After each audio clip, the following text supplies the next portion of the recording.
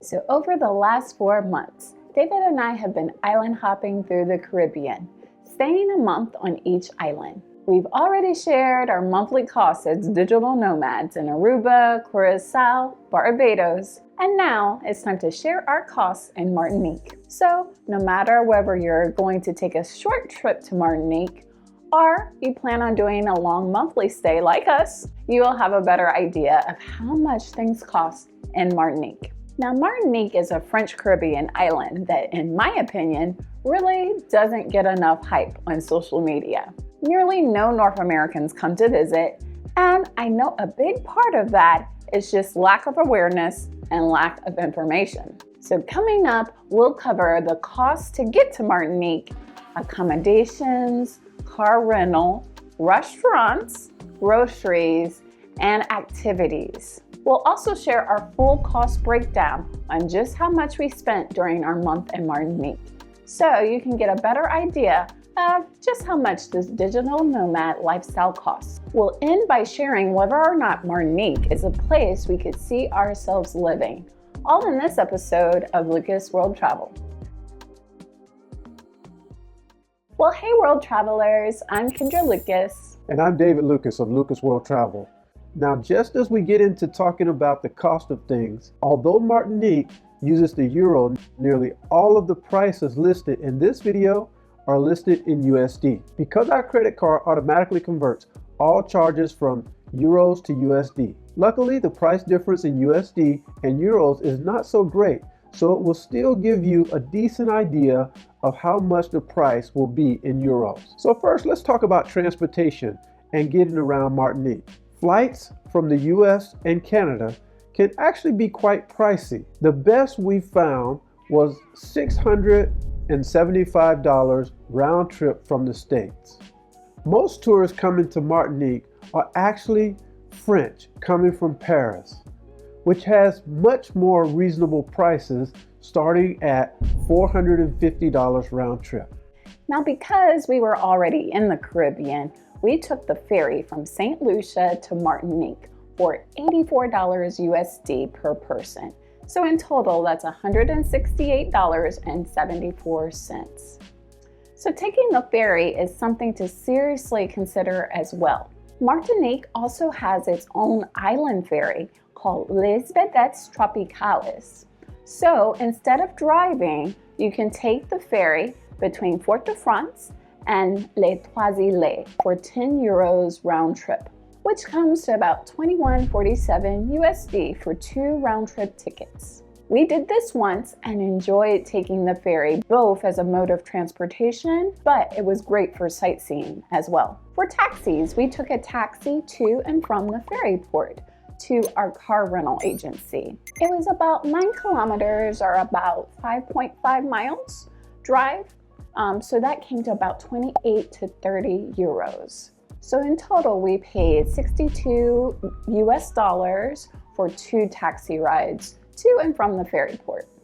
A car rental is definitely necessary in Martinique, as the majority of tourist attractions are not connected by public transportation.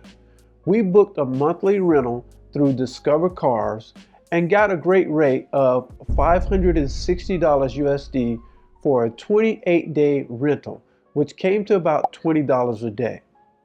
We've included a link to Discover Car in the description below. Prices do fluctuate greatly based on the season, but I think even now car rentals are very affordable, starting at about $622 a month, $156 a week, or just $22 a day. And for our small economy car, we filled up 3 times over the month at the rate of about $30 to $41 USD per fill up, for a total of $111.60 for fuel. We only needed to pay for parking one time when we were going to take a tour of Fort St. Louis in Fort-de-France, which came to $8.61. Everywhere else had free parking. For accommodations, if you want affordable prices, look for apartment rentals on both Airbnb and even on Booking.com. So now I'll show you where we stayed in Martinique. So first we have the bedroom with a queen size bed. It's actually quite comfortable and quiet in here. Then we have the bathroom, which is just a sink and shower this time. And all our cleaning supplies are in the corner. There's a separate little toilet room. Our living room is nice and spacious. Our luggage is in the corner there, but we got this sofa, nice and clean look.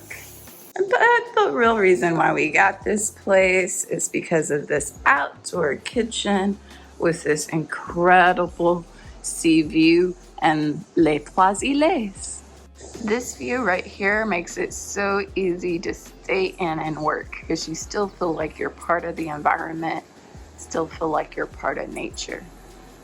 Now, our monthly rental rate with all taxes and fees wound up being $1,453.64, which comes to about $52 USD per night. So not bad. If you're looking for a hotel, however, those rates are quite a bit higher. A lot of them are in the $250 range. Usually when you see the lower prices, these are apartments. So you can get apartments as low as $62 a night. But in general, hotels are going to be about $130 a night to the $250, $280 a night range. So apartments and Airbnbs could be a good option if you're on a budget in Martinique. Restaurants in Martinique are really delicious, but can be a bit pricey. When we had a full sit-down meal at a restaurant, the price could range between $45.11 USD or $98.11 USD. Well, that's when we got real fancy and decided to have an appetizer, 2 mains, and a dessert. But that was just one time as a splurge. Usually our restaurant bill was between $45 and $60 for 2 people. Most of the time, however, we skipped full service restaurant and got a carry-out pizza, sandwiches, salad in the price range of $17 to $37, which covers carry-out for 2 people. We also highly recommend the fast food restaurant there, Snack Elise. It's some of the best, most sophisticated fast food that we've had anywhere in the world. Okay, so we're at a fast food restaurant called Elise here in the movie theater, and we're looking at the menu. You'll never believe what they have on a fast food menu. These are the plates they have. Oh wait, I had to translate this. I had no idea where it was. That's kidney, y'all. They have a kidney meat skewer at a fast food restaurant. Naturally, they have chicken, they have fish, they have lamb. Oh, so lamb meat is conch. They even have octopus, y'all. They doing too much. They just doing too much. First time for everything. I've never seen kidney or conch on a fast food menu before. Now they have fancy food for a movie theater, okay? French people, that's how they roll. So here's the burger. Oh, it has bacon on it.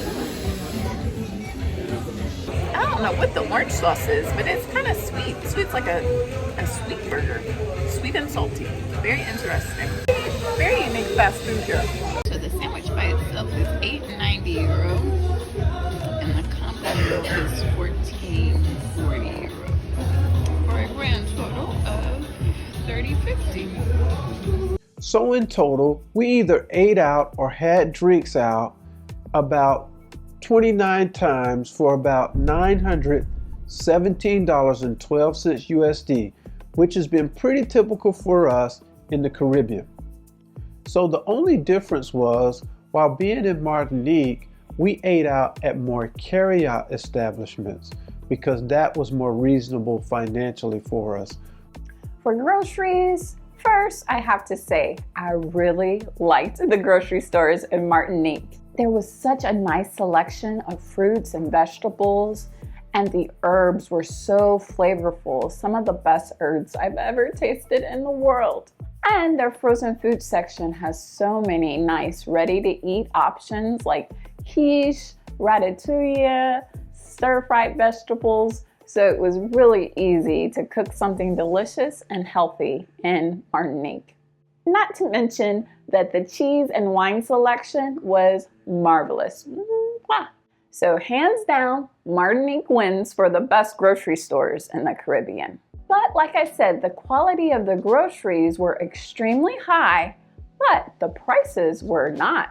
So this is 82 euros, or about $86, worth of groceries in Martinique, which includes lots of fresh produce, beans, nuts, and a bottle of wine.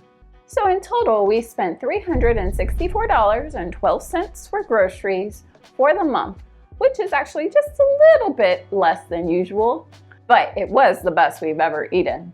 For activities, we spent $369.84 for 2 people, and that includes a 65 euro per person boat tour, 13 euros per person for a rum distillery tour and tasting, 8 euros per person for a tour of Fort St. Louis, 8 euros for a museum, and 2 trips to the movie theater. Of course, all the movies in Martinique are in French, but somehow we still really enjoy going to the movies. They have nice theaters there.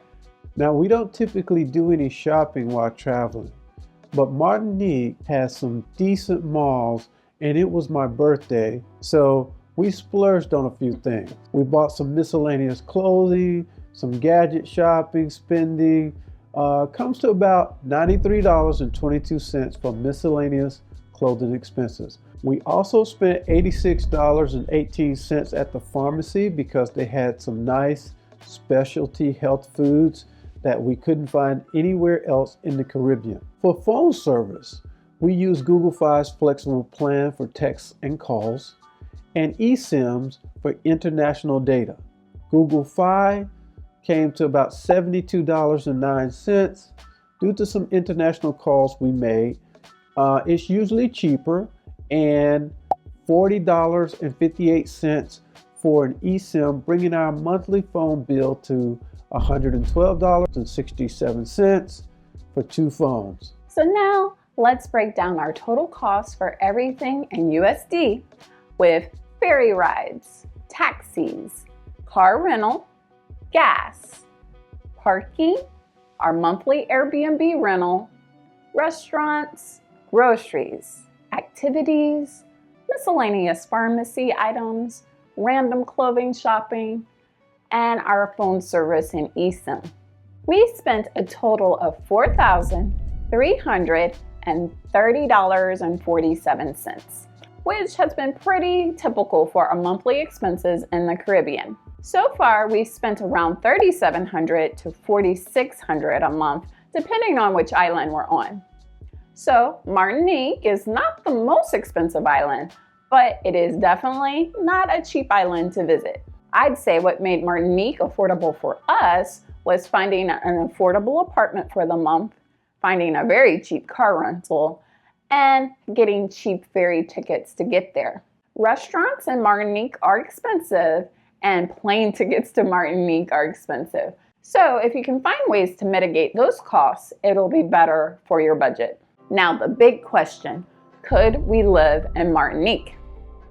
And the short answer is yes and no. Yes, because we loved the beauty of the island and the laid-back vibe. Plus, the dancing there was incredible. We loved dancing. They had dancing about 5, sometimes 7 nights a week even. Also, as I mentioned earlier, the food and the groceries are excellent there. So, very delicious place to live. The only thing we didn't like about Martinique is that when there's a drought, there are water shortages. And when there's a shortage, the government will shut down the water for up to 36 hours at a time, and it is a real inconvenience that we didn't have to experience on other islands like Aruba and Curacao. Because Aruba and Curacao desalinate their water, they never run out. Granted, in Aruba, Curacao, their water bills are higher, but I would much rather pay more for uninterrupted water service than to pay less and have frequent water outages. The island also has quite a bit of traffic. Now, it wasn't the worst traffic I've seen in the world. It was quite livable, but I could see how over time the traffic could become an annoyance. So because of these two cons, Martinique is not on the very top of our list, or not in the top 5 of places we would want to live. But maybe it's in the top 10 because we really were impressed by it.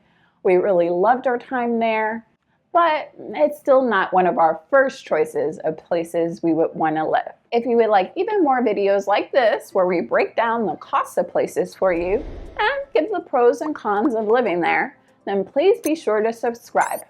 We're going to Dominica, Guadeloupe, and Japan next, so stay tuned for many more travel tips coming soon. All right, world travelers, well, that's our journey.